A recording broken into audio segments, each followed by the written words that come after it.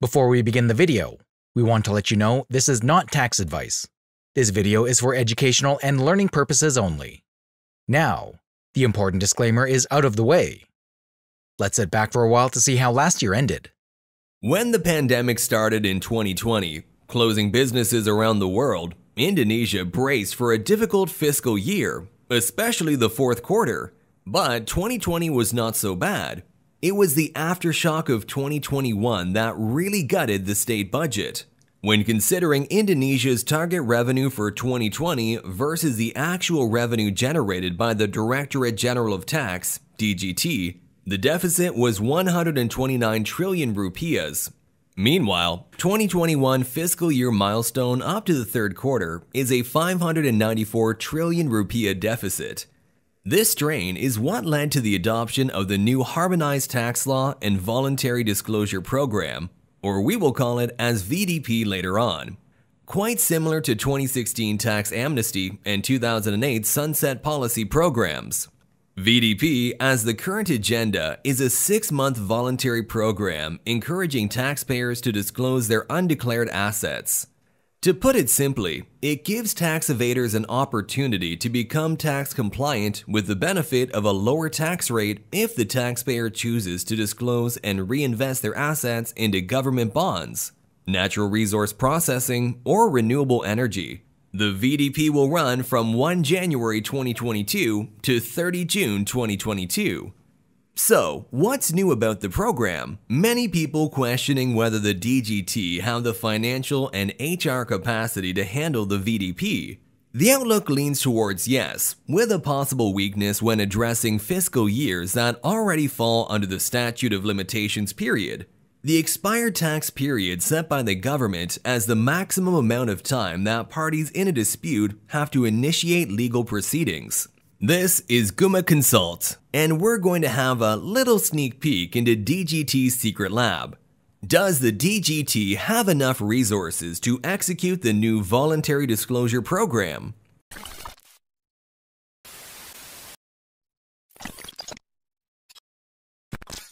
The DGT has been busy boosting HR and building a stronger technological and financial structure, making progress to overcome the new load that will be created in 2022. The first step was to issue supporting regulations to carry out the process. In 2020, the Minister of Finance, Sri Mulyani Indrawati, issued a regulation to formulate 2020 to 2024 Ministry of Finance (MOF) strategic plan that would directly shape human resources to become better organized and include adaptive personnel who are technology savvy. This HR strategy includes a minus growth policy through a moratorium on new personnel recruitment, redistribution, and implementation of exit strategies. DGT also formulated a breakthrough, restructuring the composition of HR core support through competency development and internal job vacancy. The fulfillment of managerial, technical, and socio-cultural competencies that are integrated and based on IT also in place. Meanwhile, they also speed up in modernizing and streamlining of HR services through digital transformation. Additionally, the minister directed the DGT to stop the personnel volume growth, known as a minus growth strategy, which will make the leaner and more efficient institution. One approach to achieve a consistent minus growth strategy is through a moratorium on the recruitment of general civil servants and graduates of the State Finance Polytechnic. By implementing the minus growth policy over the next 5 years, it will encourage the use of technology and enterprise architecture, as well as encourage competency development as an alternate to meeting employee needs. The result will be a ministry that can carry out its business processes through the use of information technology with a controlled ratio of personnel expenditures. There is one caveat, however, to the minus growth strategy to be implemented efficiently. The new thinking of working must be applied as a work pattern, and enterprise architecture and digital transformation must remain in effect so its impact can be calculated in 2023. Other strategies that involve the Big Four public accounting firms for improvements must also be taken into account.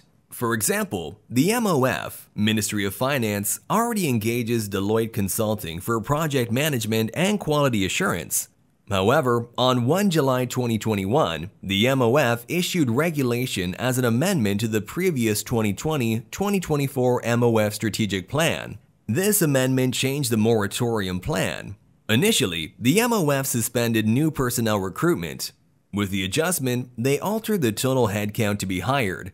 Given all that has been going on, there is a strong indication that the DGT is preparing to overcome the new workload the VDP will generate. Technology will be another obstacle, but the government is preparing IT facilities to make sure operations run smoothly. The Director of Counseling, Services and Public Relations of the DGT, Neil Madrin Noor, stated that the DGT has prepared VDP infrastructure.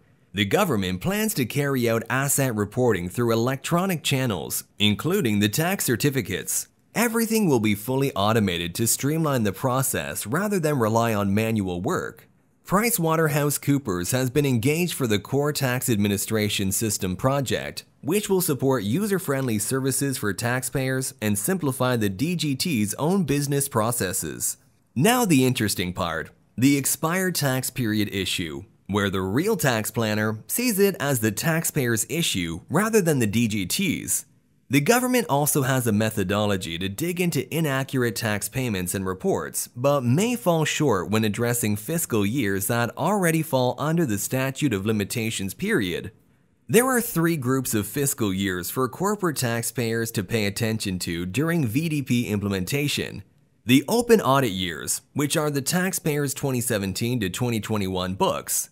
The expired but not a safe zone year, 2016, when the tax amnesty program was in place. And the expired but risky fiscal years, covers your 2012 to 2015 books. For 2012 to 2015, since the tax framework is already established, making these years expired, there is no incentive for taxpayers to report unreported assets if a case has not been opened against them. One highlight that intensely being a gentle nudge for taxpayers is, by law, DGT might expand the statute of limitations to 10 years under tax crime formality.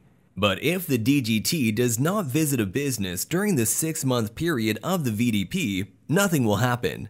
This realization is one of the major reasons some taxpayers see the VDP as unattractive, and they might play a chance on the view that the DGT as unprepared for handling the caseload. Outlook-wise, DGT is weighed to be more than ready with the shaped resources, therefore using playing a chance approach would be unreasonable. The VDP has the potential to be a win-win for both sides depending on how the government handles it.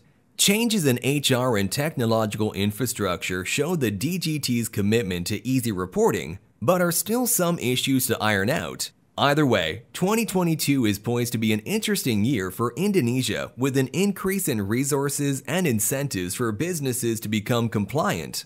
So what do you think about all of this? Is DGT ready to execute the VDP? Or is it interesting enough for you and your business? Let us know in the comment section below. Make sure to like it, as you now know that your past can be fixed through this program. Why not subscribe, as we'll keep on bringing more great videos like this.